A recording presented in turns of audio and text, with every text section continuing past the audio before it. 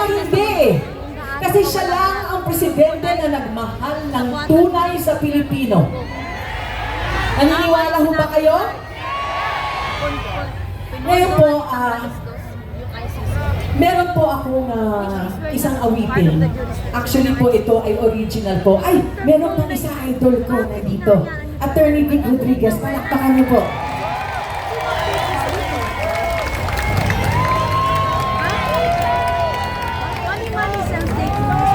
Yung po sinasabi ko po kanina, meron po akong composer, na batikan na composer po, na naglikha nitong kanta na to, kaya first time lang po ninyo maririnig ito. Okay lang ba? Suportahan nyo ako? Kasi hindi nyo pa kasi naririnig, baka hindi nyo magustuhan, pero sana magustuhan ninyo.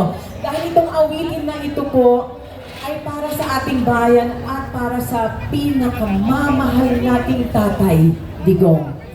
At kung pwede lang po, hihingi lang po ako ng pabor. Pwede ho bang patayin natin ang ilaw, itaas natin yung mga cellphone para yung liwanag ng cellphone natin makarating sa Netherlands at maramdaman ni tatay yung pagmamahal natin sa kanya. Ito na po yung awitin ko. Sana po'y magustuhan nyo. Salamat po. Ito po ay handog ng Reforma Pilipinas sa pamumuno ng pinakamagandang Vivian Velez. Vivian Velez, salamat po. Palakpakan po natin. Okay? Let's bring him home.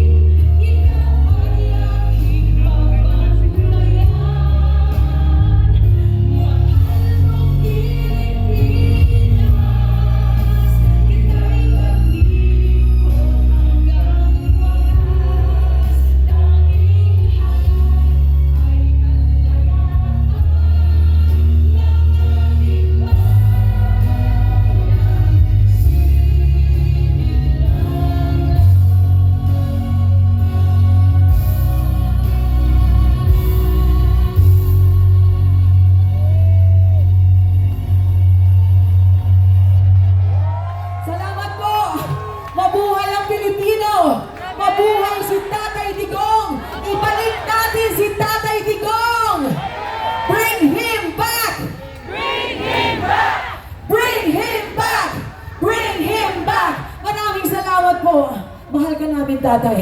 Maraming salamat, Ana Rivera. Mabuhay ang bansang Pilipinas!